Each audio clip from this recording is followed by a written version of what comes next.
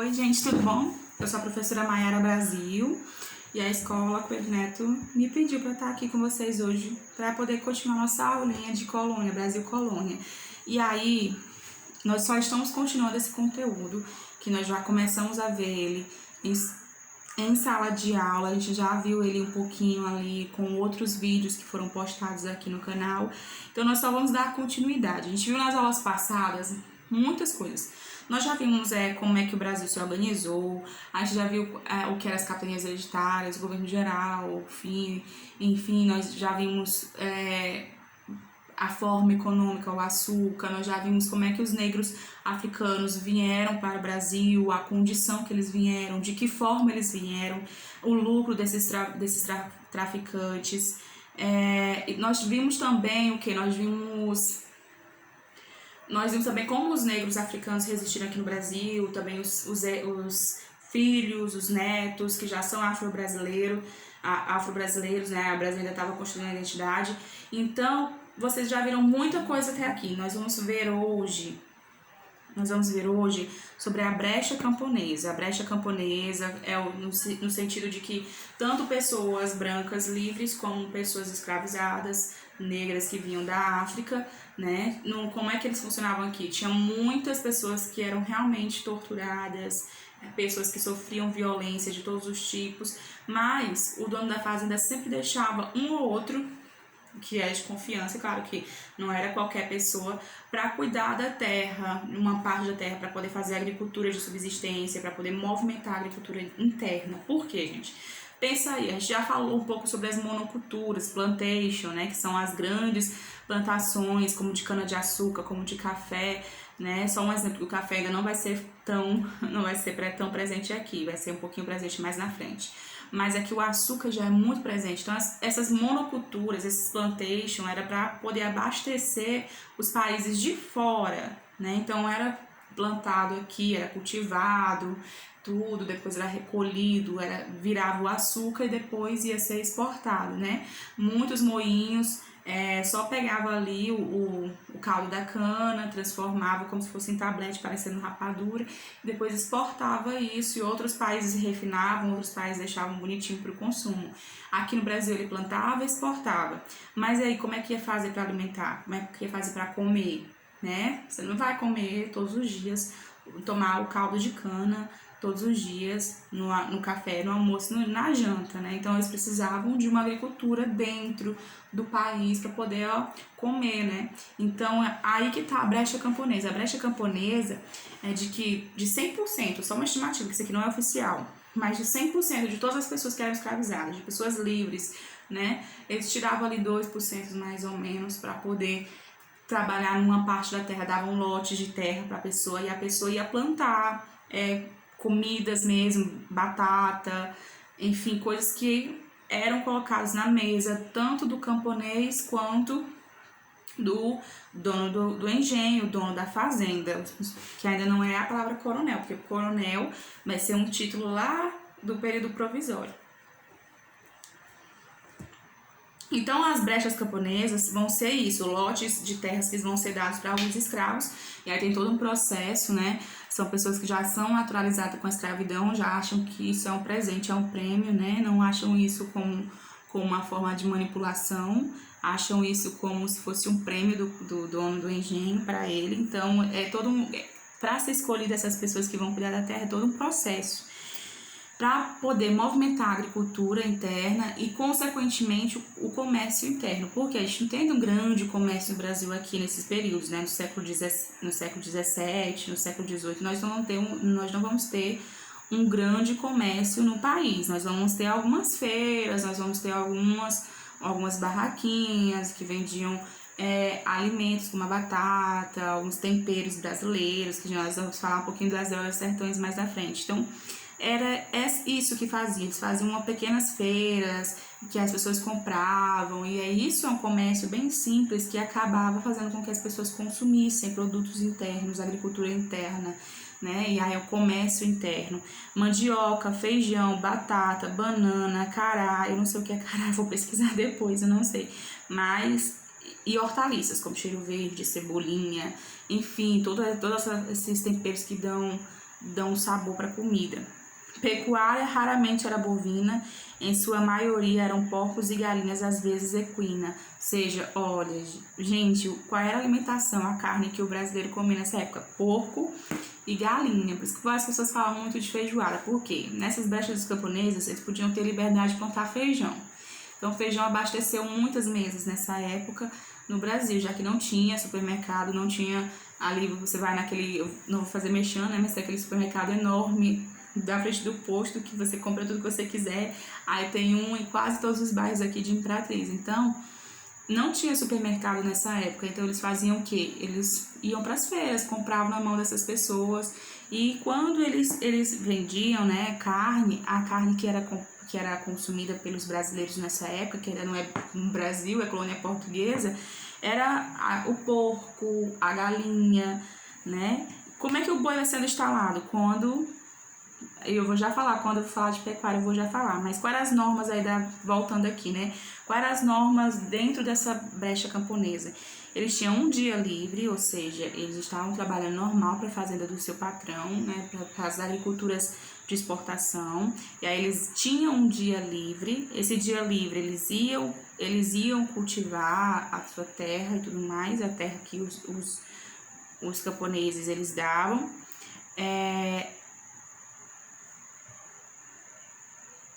Aos moldes africanos, eles podiam ter liberdade, podiam construir as casinhas lá do jeito que eles quisessem, lembrando as tradições africanas, com menor custo. Eles podiam comprar suplementos de suas necessidades, como algodão, tabaco, né?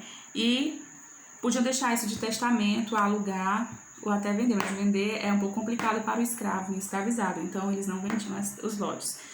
E aí, como é que vai surgindo as drogas do sertão, que eu falei para vocês? No século XVII, com as invasões holandesas e francesas, que nós vamos ver mais na frente, a francesa foi porque, desde 1500, os franceses queriam ocupar o Brasil, né? Então, os portugueses tiveram que colonizar primeiro para não perder a terra.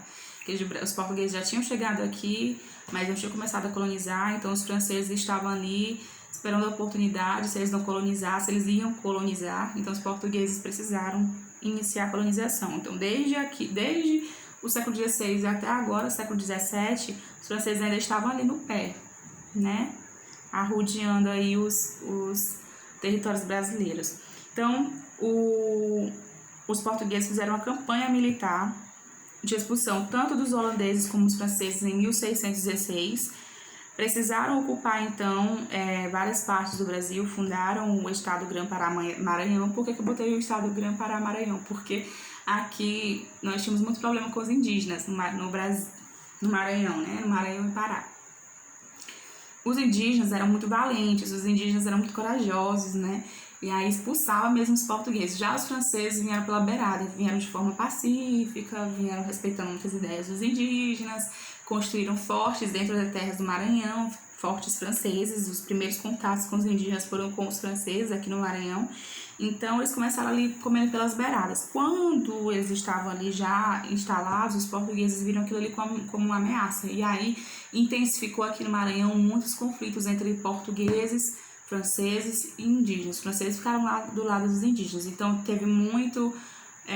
os portugueses tiveram que se aliar a outras etnias, tiveram que fazer fortes, precisaram derrubar toda a ideia francesa que tinha aqui no Maranhão, tiveram que uma luta muito política grande, não só de guerras, mas política também, para poder expulsar os franceses. Os holandeses da mesma forma, os holandeses estavam aí ocupando o Nordeste, nós vamos falar um pouquinho dos holandeses na frente, ocupando essa parte do Nordeste mesmo, construíram muitas coisas, urbanizaram o Nordeste. Lá em São Luís tem uma rua dos holandeses, que é uma rua muito caracterizada pela cultura holandesa, a construção holandesa. Aqueles bloquetes, aqueles triangulares não, assim, meio quadrado, meio redondo, eles são de cultura holandesa também. Então, no Pará, no Piauí, no Ceará, no Maranhão, foram esses estados que pegavam o Grã-Pará e Maranhão. Lembra que os estados eram divididos de forma horizontal?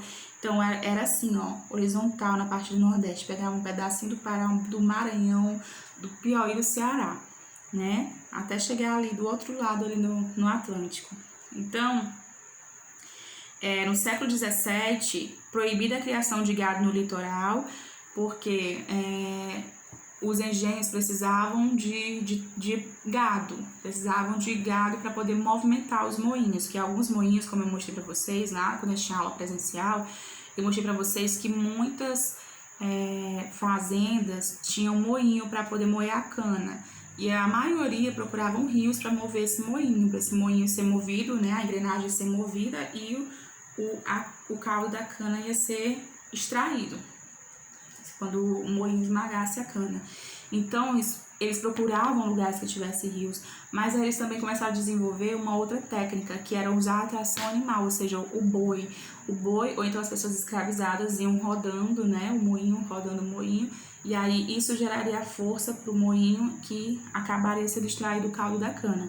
Então, a tração animal foi muito usada, principalmente o boi. Então, trouxeram muito boi para o Nordeste, o boi começou a ser usado para atração animal, e as pessoas, como tinham muito boi, né, começou a ter um aumento significativo da carne bovina, eles acabaram consumindo também a carne bovina. Então, até hoje, uma das carnes mais consumidas no Brasil é a carne bovina, que começou com isso. Então, foi mais ou menos com a proibição dos bois no litoral, eles foram transferidos cada vez mais para o interior, achando novos caminhos. Foi através da pecuária que acabou sendo povoado outras regiões além do litoral brasileiro.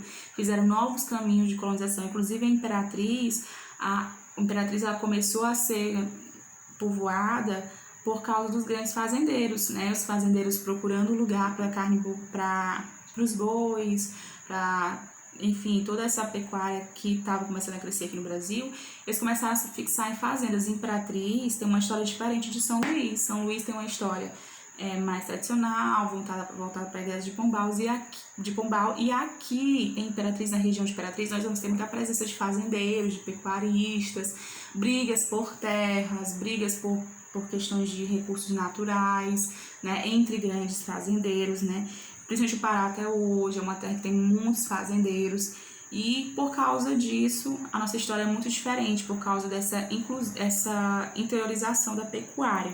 Então a pecuária ela vai fazendo com que os portugueses eles saiam do litoral e adentrem para o interior do Brasil, ultrapassando o Tratado de Tordesilhas, né,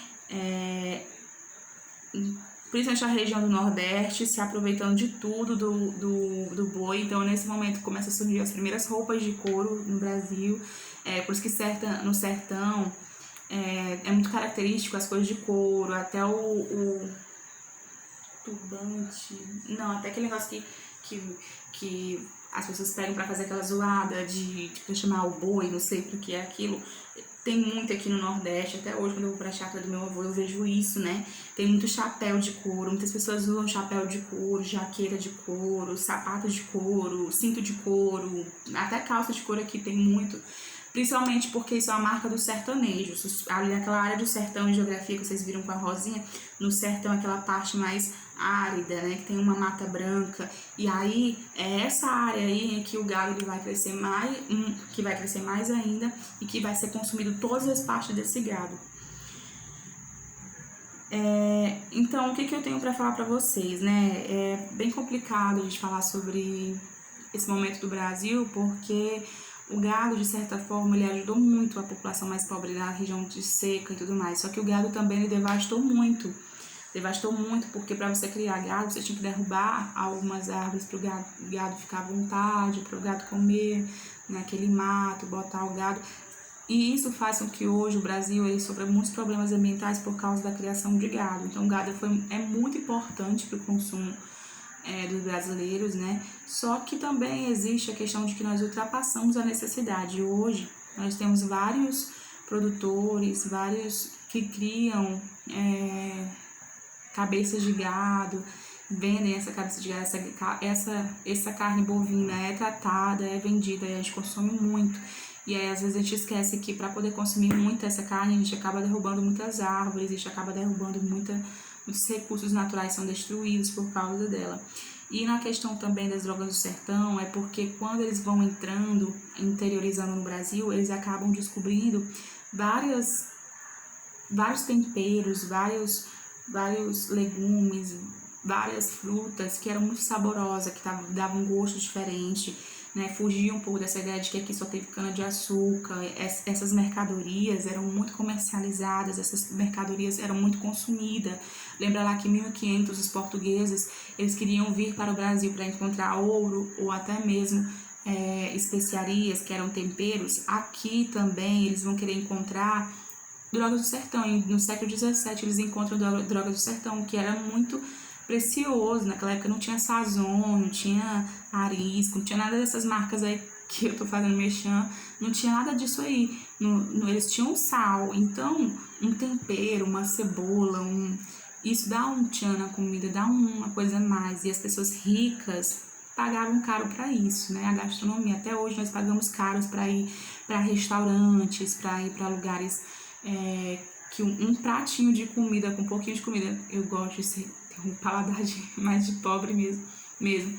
Mas se você for nesses restaurantes muito chiques, às vezes uns pratinhos, o prato desse tamanho aqui, bonito, branco, e a comida só um pouquinho, aquela gastronomia deliciosa, a comida muito boa mesmo, gostosa, aí prato R$300, R$150, né? Mais ou menos isso. Então a gente sabe que os mais ricos, eles pagam caro por pratos gostosos. E drogas do sertão, gente, não foi só os ricos que compraram, isso também era muito bom para as pessoas mais pobres, usavam na sua comida, era um tempero, dava vida na comida, né? Então eu vou ficar aqui por hoje, espero que vocês tenham entendido, espero que vocês tenham gostado e até a próxima aula.